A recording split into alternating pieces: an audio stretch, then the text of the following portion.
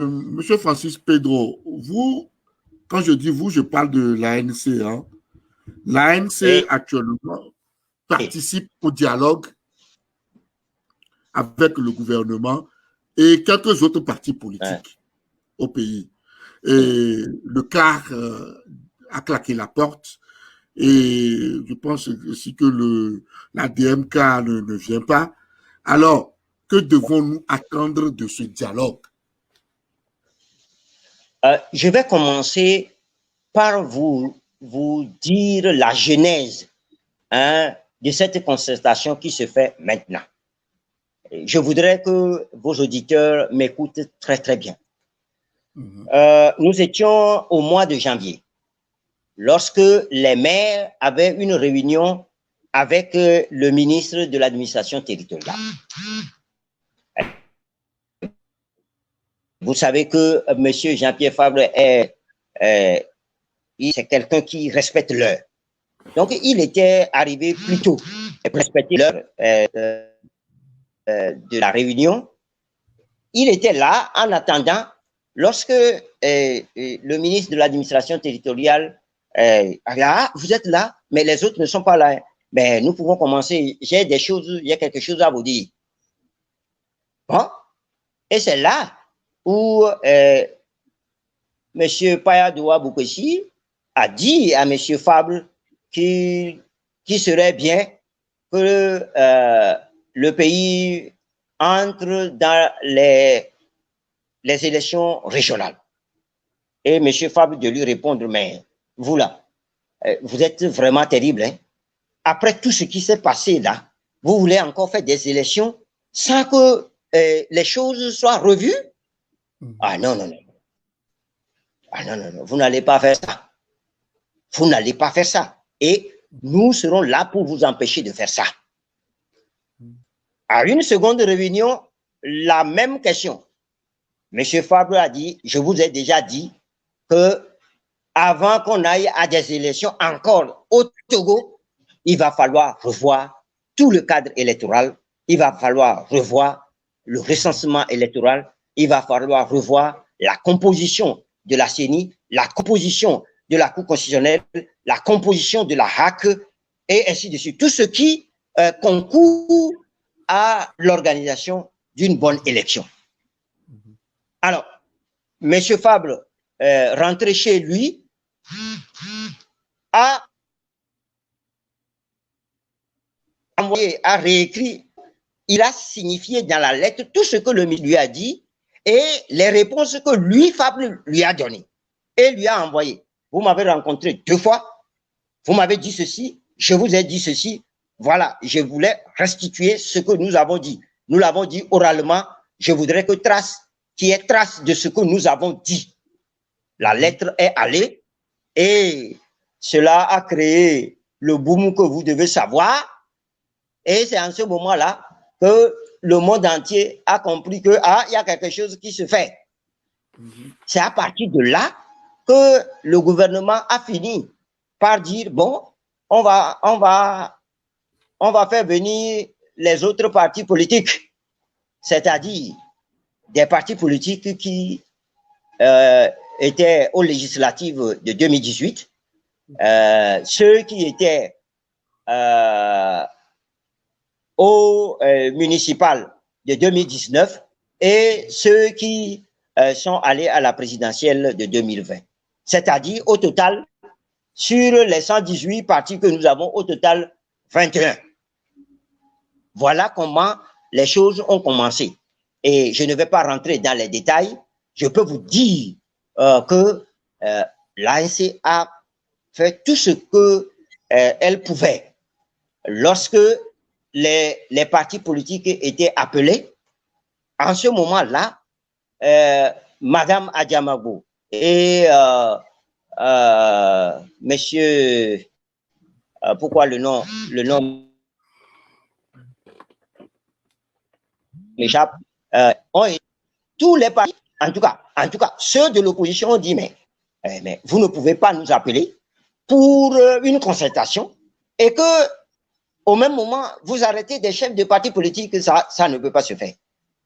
Si vous voulez que nous discutions, allait libérer d'abord Mme Adjamabo et son collègue, les deux qui sont arrêtés. C'est comme ça, après, que, chemin faisant, je ne vais pas dire tout ce qui s'est fait après, hein, chemin faisant, Mme Adjamabo et son collègue ont été relâchés. Et on a rappelé tout le monde. Je peux vous dire que le cas, dans un premier temps, était représenté par son vice-président. Et de discussion en discussion pour arrêter l'ordre du jour, le vice-président du cas était d'accord avec tout ce qui s'est fait.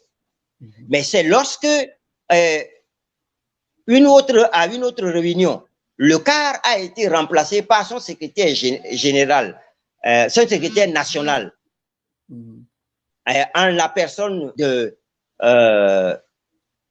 Jean Kissi, que M. Kissi est venu poser des questions qui ont été déjà débattues. Et les gens lui ont dit non, on a déjà dépassé ce niveau-là. Ton vice-président était d'accord avec les sujets à débattre. C'est ça. Monsieur Jacques ici sort et dit on n'a pas pris en compte ce qu'il a dit et il s'en va. Voilà comment les choses se sont passées. Je vous restitue. Tout le monde sait que moi, je ne sais pas tourner la langue. Je dis les choses telles que je les ai vues, telles que je les ai entendues et senties. C'est comme ça. Donc, voilà comment les choses se sont passées. Maintenant, au Conseil, à cette concertation, il est question de revoir le cadre électoral dans sa globalité, y compris le recensement électoral, la recomposition de la CENI, ainsi de suite, et la Cour constitutionnelle, ainsi de suite, et ainsi de suite.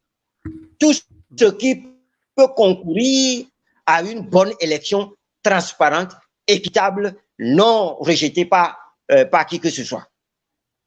Ça fait un. Nous avons, au cours de cette concertation, il a été dit la loi sur la décentralisation. En ce qui concerne, vous n'êtes pas un traité du Grand Lomé et qui est anticonstitutionnel et que nous avons contesté en son temps. Il est dit que nous allons revoir également la loi sur la décentralisation au Togo. Ce n'est pas fini. Nous avons dit, mais, au cours de cette concertation, en tout cas, celui qui nous représente en la personne de notre vice-président, qui est M. Patrick Lawson, clairement a dit, mais vous ne pouvez pas appeler les partis politiques en concertation lorsque dans le pays, il y a des problèmes. Donc, il faut des mesures d'apaisement pour pouvoir temporiser les choses et permettre qu'il y ait une bonne discussion politique. Ce sujet-là aussi a été retenu. Le pouvoir également a fait inscrire la sécurité, le terrorisme, et tout dans le truc. Nous, on a rigolé. C'est des sujets à débattre. Le pouvoir nous dira qui d'entre les partis politiques est terroriste ou bien où se trouve le terrorisme au Togo. Vous voyez? Donc, là où ils en sont maintenant, c'est que ils ont décidé, et nous, notre représentant a bien demandé qu'on ne pouvait pas entamer cette discussion-là sans que le peuple togolais ne sache de quoi il s'agit. Et il a été demandé par l'ensemble des partis politiques qu'il fallait prendre un décret en Conseil des ministres pour situer le peuple togolais. Mais chemin faisant, le gouvernement a dit non, que c'est un arrêté.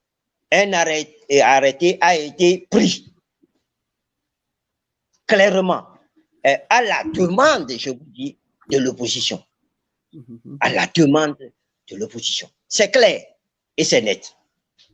Et voilà, en ce moment précis, les discussions sont sur le cadre principalement la composition de la CENI, et ils sont à cette discussion-là. Je ne peux pas dire beaucoup de choses puisqu'ils sont déjà en discussion. Tout ce qui va sortir de cette discussion-là, nous informerons le peuple souverain. Alors, je fais un peu de digression pour vous dire, beaucoup de gens nous tassent de dire, nous sommes des collabos. Non, nous ne sommes pas des collabos. Nous sommes dans un pays où il y a beaucoup de problèmes. Beaucoup de problèmes. Alors, lorsque le gouvernement lui-même sent qu'il y a problème et nous appelle pour dire, on va revoir le cadre électoral, parti politique que nous sommes, nous ne pouvons pas refuser. Et si nous refusons, on dira que appeler pour arranger. Nous avons dit non. Nous avons dit cette fois-ci, nous allons les tester encore une fois. Quand même nous savons que on dit chez nous,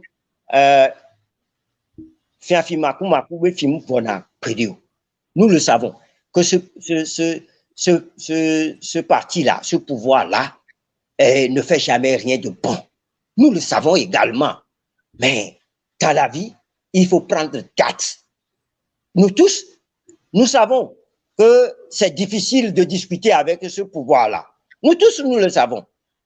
Mais à défaut d'avoir ce que nous avons pour les dégager de là, pour le moment, il nous faut maintenir, ne pas casser la baraque.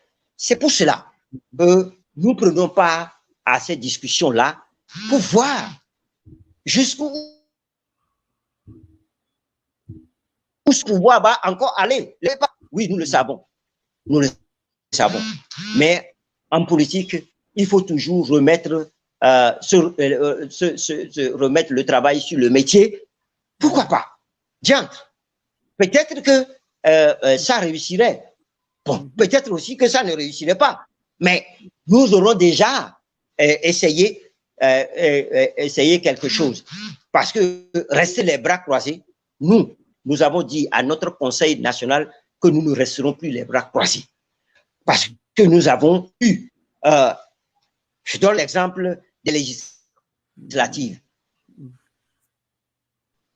Nous tous, nous avons dit que c'est à rien d'aller à ces législatives-là avec un pouvoir qui ne comprend rien. Mais ils sont allés seuls. Il y en a d'autres qui les ont aidés, ils sont allés. Et quand ils sont allés, qu'est-ce que nous avons eu? Ils ont eu la majorité qualifiée des 4/5 pour modifier la Constitution à leur guise en donnant un 4e mandat. Au moins, si nous nous sommes dit, oui, ce n'est pas bon, mais nous allons aller, il n'en demeure pas moins que nous allons constituer ce qu'on appelle la minorité de blocage à l'Assemblée nationale. Tirant conséquence de tout cela, nous nous sommes dit, bah la terre, ce pouvoir-là est retort. Il nous faut être plus fin pour pouvoir l'avoir. C'est ça notre problème. Je ne sais pas si j'ai bien expliqué ce qui se fait, et je peux vous dire qu'au niveau de l'ANC, lorsque on a demandé que tous les partis amènent leurs propositions, mais vous ne pouvez pas ignorer quel travail nous avons fait. Sur chaque sujet, nous avons un dossier. Sur chaque sujet, nous avons un dossier. Nous avons travaillé et nous continuons pas à travailler d'arrache-pied, jour et nuit, pour que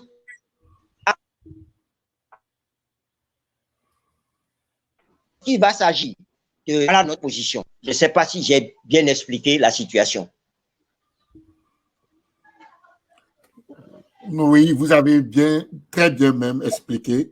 Merci beaucoup d'être avec nous.